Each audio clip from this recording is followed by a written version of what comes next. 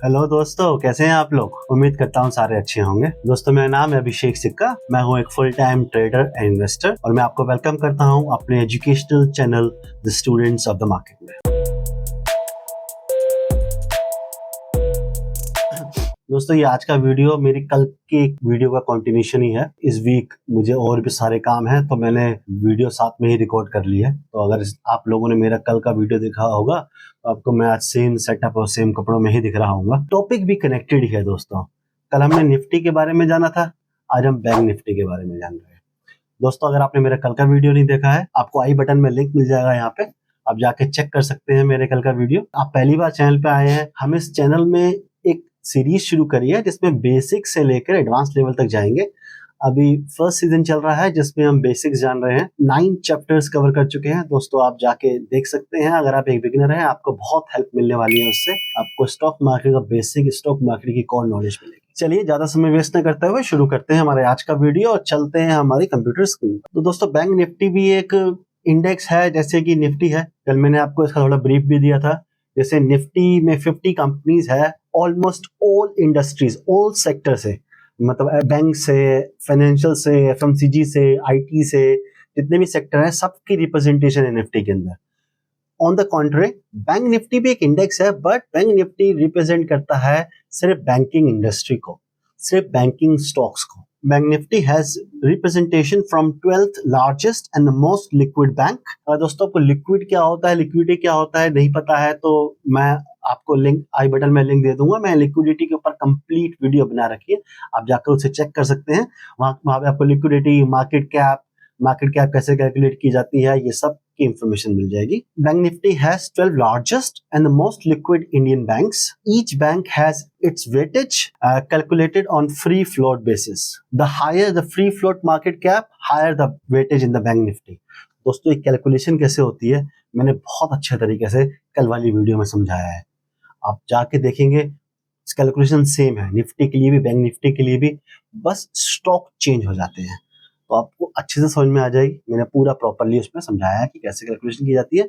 और अगर लिक्विडिटी वाला मेरा चैप्टर देखेंगे तो उसमें जो और डिटेल में इसकी इंफॉर्मेशन है कि लिक्विडिटी क्या होती है, क्या नहीं होती है। फिर भी एक छोटा सा ब्रीफ दे दूं कि जितने भी ट्रेडेबल शेयर्स होते हैं, मल्टीप्लाई बाय शेयर का प्राइस कहलाता है मार्केट कैप। मेरे 100 शेयर मार्केट में ट्रेड होते हैं, मेरे एक शेयर का प्राइस 100 रुपीज है, मेरी मार्केट कैप होगी 10,000। सिंपल।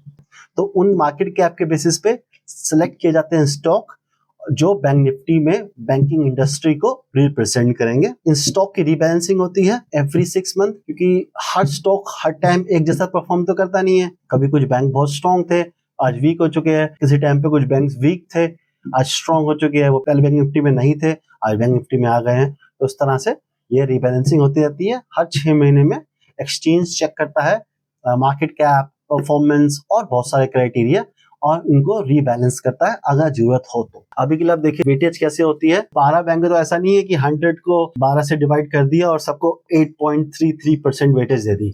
हर बैंक का मार्केट कैप अलग है, शेयर का प्राइस अलग है, ट्रेडेबल शेयर की अवेलेबिलिटी अलग है मार्केट में, तो उस हिसाब से उनकी वेटेज कैलकुलेट होती है।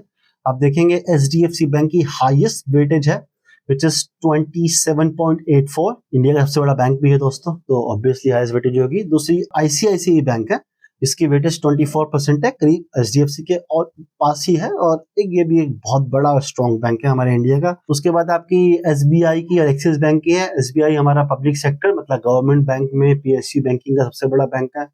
एक्सिस बैंक एक नॉन और बिग बैंक है। फिर कोटक बैंक है, बैंक ऑफ बड़ौदा है, इंडसइंड है, फेडरल बैंक है, ऐसे पीएनबी है, करते करते बहुत सारे बैंक है। आप यहाँ पे देख सकते हैं, वीडियो को पॉज कर सकते हैं, अच्छे से देख सकते हैं इसको। इस तरह से वेटेज है। हर 6 महीने में रीबैलेंसिंग होती है इनकी। किसी की वेटेज बढ़ती है, कम हो जाती है। कोई परफॉर्म नहीं कर रहा बैंक तो बाहर भी हो सकता है, और कोई बैंक परफॉर्म कर रहा है तो वो लिस्ट में शामिल भी हो सकता है। अब देख लेते हैं most important stock of bank Nifty. दोस्तों, अगर आप बैंक निफ्टी को ट्रेड कर रहे हैं तो आपको इंपोर्टेंट स्टॉक्स को जानना बहुत जरूरी है, क्योंकि है 12 बैंक्स हैं। सबसे ज्यादा कंसंट्रेशन पावर की कहाँ है, जो 60-70% वैल्यू होल्ड करते हैं बैंक निफ्टी की, तो हम इसको समझते हैं। There are 4 major bank in Bank Nifty where we need to keep an eye when we are trading in Bank Nifty index. आप बैंक निफ्टी में ट्रेड कर रहे हैं या इन्वेस्ट कर रहे हैं, आपको इनकी परफॉर्मेंस मेजर करना बहुत जरूरी है। We can also trade these stocks individually as they are highly liquid. दोस्तों, लिक्विडिटी का कंसेप्ट आपको बहुत सुनने को मिलेगा दोस्तों। अगर मेरे साथ जुड़े रहना चाहते हैं, सीखते रहना चाहते हैं या स्टॉक मार्केट को सीखना चाहते हैं, ट्रेड करना, तो लिक्विडिटी को समझना बहुत जरूरी है।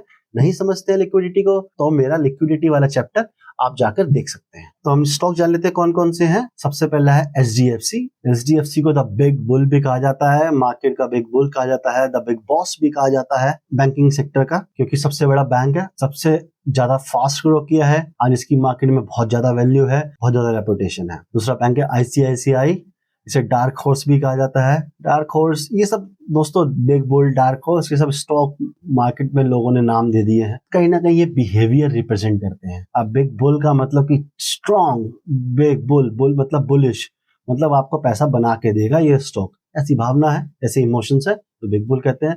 डार्क हॉर्स मतलब इस स्टॉक का पता नहीं है कब ये ग्रो कर जाता है, चुपचाप से अपना काम कर जाता है, किसी को पता नहीं चलने देता, तो इसे डार्क हॉर्स कहा जाता है। कोटक बैंक है, इसे एम्बिशियस टाइगर कहा जाता है, मतलब ये एम्बिशियस बहुत है, ये आगे बढ़ना चाहता है, फास्ट बढ़ना चाहता है, ग्रो करना चाहता है फास्ट, तो इसे एम्बिशियस टाइगर कहा जाता है।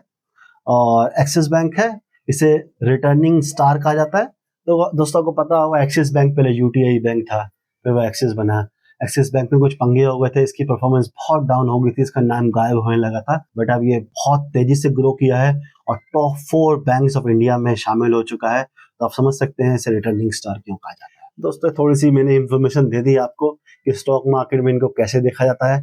बहुत अच्छे स्टॉक्स है दोस्तों ये, ट्रेड करने के लिए, इन्वेस्ट करने के लिए, बट ट्रेड करने के लिए ट्रेड आना चाहिए, इन्वेस्ट करने के लिए टाइमिंग अच्छी होनी चाहिए। कितना भी अच्छा स्टॉक हो, आपने टॉप पे खरीद लिया तो आप उसमें फंस सकते हैं, 6 महीने, साल, 2 साल, 5 साल शायद आपको प्रॉफिट दिखाई ना दे, वो स्टॉक वहीं घूमता रहे। तो टाइमिंग इंपॉर्टेंट है इन्वेस्टमेंट में, और ट्रेडिंग में टाइमिंग और लर्निंग बहुत ज्यादा इंपॉर्टेंट है। चलिए आगे चलते हैं। Correlation with Nifty. Nifty and bank Nifty का अच्छा कोरिलेशन है, बहुत हाई कोरिलेशन है। देखिए 25% निफ्टी तो बैंक निफ्टी है।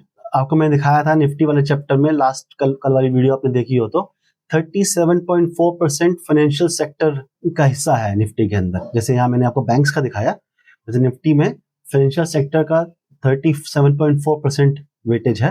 और उस फाइनेंशियल सेक्टर में इंश्योरेंस और लोन्स वगैरह भी आते हैं। सिर्फ बैंकिंग की बात करें, बैंक निफ्टी की बात करें, तो 25% निफ्टी बैंक निफ्टी ही है। तो इससे यह पता चलता है कि अगर बैंक निफ्टी में कोई मूव आता है तो उसका अच्छा इम्पैक्ट, एक सिग्निफिकेंट इम्पैक्ट निफ्टी पे भी पड़ता है। बैंक निफ्टी मूव कर रहा है पॉजिटिव, तो कहीं ना कहीं निफ्टी भी मूव करेगा, चाहे वो साथ साथ मूव करे, चाहे थोड़ी देर बाद आके कैचअप करेगा जरूर। अगर बैंक निफ्टी गिर रहा है तो निफ्टी भी साथ साथ गिरेगा, या फिर कुछ देर बाद भी गिर सकता है, कुछ दिनों बाद भी गिर सकता है। और अगर निफ्टी, बैंक निफ्टी दोनों अलग अलग डायरेक्शन में जा रहे हैं, कोई बुलिश है दूसरा बेरिश है, तो किसी एक को उसके पास आना होगा। अब ये समझ लीजिएगा, निफ्टी ऊपर जा रहा है, बैंक निफ्टी नीचे जा रहा है, अलग अलग डायरेक्शन में जा रहे हैं, तो कहीं ना कहीं ये वापस आके मिलेंगे। एग्जांपल ले लेते हैं कि निफ्टी ऊपर जा रहा है, बैंक निफ्टी नीचे गिर रहा है, तो निफ्टी रुक कर नीचे गिरना शुरू कर देगा। वो कभी भी हो सकता है दोस्तों, ऐसा नहीं कि कुछ आज ही हो जाए, कल हो जाए, या 4 दिन बाद हो, या हफ्ते बाद हो। या फिर बैंक निफ्टी नीचे गिरना रुक जाएगा और ऊपर जाना शुरू कर देगा, निफ्टी साथ कैचअप करेगा।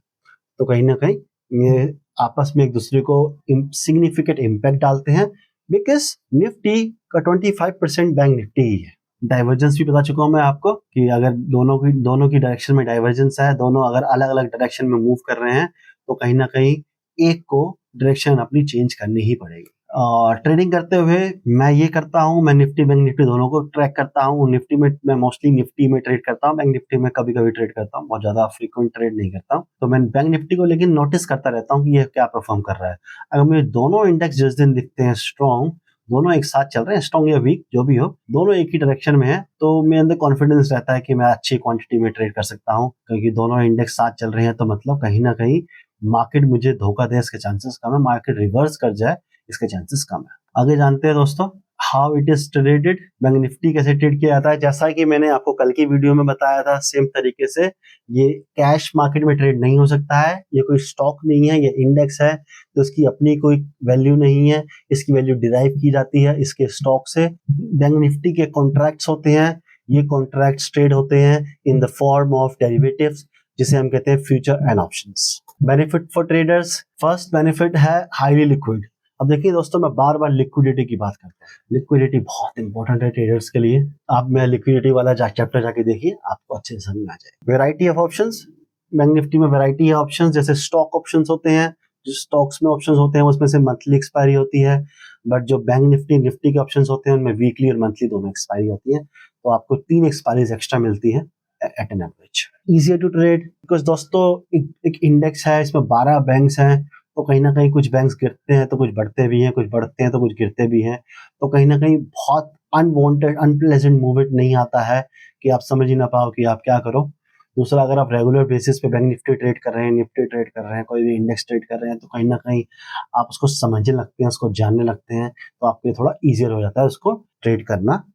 Benefit for investor, benchmarking. दोस्तों बेंचमार्किंग अगर आपको नहीं पता है तो मैंने बहुत अच्छे तरीके से अपने निफ्टी वाले चैप्टर में बताया है, आप जाकर एक बार देख लीजिए, मैंने उसको तरीके से समझाया है बेंचमार्किंग क्या होती है। ब्रीफ में ये एक तरह से एक बेंचमार्क बन गया कि इससे बाकी चीजों की परफॉर्मेंस देखी जाएगी।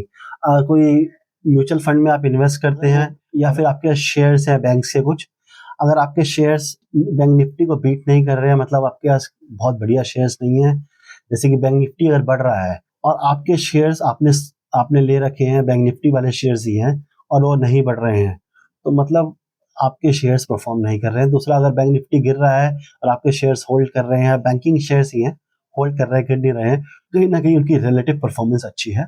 तो इस तरह से कंपैरिजन के काम आता है, बेंचमार्किंग के काम आता है। बाकी अब मेरा कल का वीडियो देखिए, आपको उसमें बेंचमार्किंग मैंने और क्लियरली और एलेबोरेट करके समझाया है। इंडेक्स फंड दोस्तों, जैसे म्यूचुअल फंड होते हैं, म्यूचुअल फंड के पास इंडेक्स फंड होते हैं, जिसमें आप इंडेक्स फंड में इन्वेस्ट कर सकते हैं। उसमें आपकी फीस कम लगती है और आपका पैसा सीधा सीधा बैंक निफ्टी में म्यूचुअल फंड के थ्रू इन्वेस्ट हो जाता है। स्ट्रक्चर्ड प्रोडक्ट लाइक ETF, दोस्तों अगर आपको म्यूचुअल फंड में इन्वेस्ट नहीं करना है, आप कहते हो यार मैं क्यों पैसे दूं, ब्रोकर के पोर्टल पे जैसे एक शेयर खरीदा जाता है, कोई आप बैंक खरीदते हैं, HDFC, axis bank, Kotak bank, ICICI bank के शेयर खरीदते हैं, उस तरह से आप ETF के थ्रू बैंक 20 करके आते हैं, आप बैंक निफ्टी को एक शेयर की तरह खरीद सकते हैं और होल्ड कर सकते हैं, उसमें इन्वेस्ट कर सकते हैं लॉन्गर टाइम फ्रेम के लिए। आपको लगता है कि बैंक का फ्यूचर बहुत स्ट्रॉन्ग है, बैंक्स बहुत अच्छा बढ़ने वाले हैं, बैंक सेक्टर में ग्रोथ आएगी, बट आपको समझ में नहीं आता मैं कौन सा बैंक लूं, कोई अगर मैंने ये बैंक लिया और बैंक कोई और बढ़ने लगा, कल का परफॉर्म करने लगा, और जो बैंक मैंने लिया वो कोई उसके अंदर कोई फ्रॉड हो गया, वो बैंक गिर गया, तो मेरा पैसा बर्बाद हो जाएगा। तो आप बैंक निफ्टी में इन्वेस्ट कीजिए, कोई बैंक निफ्टी कोई स्टॉक फ्रॉड भी करेगा, गिर भी जाएगा, तो उसमें से आपका पैसा निकल जाएगा क्योंकि वो बैंक निफ्टी से बाहर हो जाएगा और नया बैंक आ जाएगा, आपका पैसा ऑटोमेटिकली उस स्टॉक पे लग जाएगा।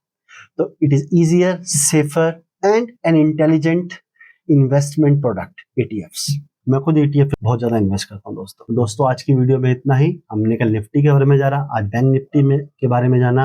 ये दोनों ही इंडेक्स बहुत इंपॉर्टेंट है, हाईली लिक्विड है, हाईली ट्रेडेड है, इन दोनों के आपको एनालिसिस मिल जाते हैं। मैं भी कोशिश करूंगा अगर मैं आगे समय निकाल पाया तो निफ्टी बैंक निफ्टी के एनालिसिस आप लोगों को प्रोवाइड करना शुरू करूं, बट मैं आपको अभी अगर आप बिगिनर हैं सजेस्ट करूंगा do not trade right now, first learn then trade, तभी आप एक सक्सेसफुल करियर बना सकते हैं स्टॉक मार्केट के अंदर। दोस्तों कैसा लगा आपको मेरा वीडियो? अगर आपको इससे सीखने को मिला है तो आप मेरे वीडियो को लाइक कीजिए, इससे हमें मोटिवेशन मिलेगी और YouTube और लोगों को भी रेकमेंड करेगा हमारा एजुकेशनल वीडियो। चैनल पे नए आए हैं, पहली बार जुड़े हैं, सब्सक्राइब कीजिए हमारे चैनल को और प्रेस कीजिए बेल आइकन ताकि आपको आने वाली वीडियोस की नोटिफिकेशन मिल सके। Thank you so much guys, have a nice day ahead, bye bye.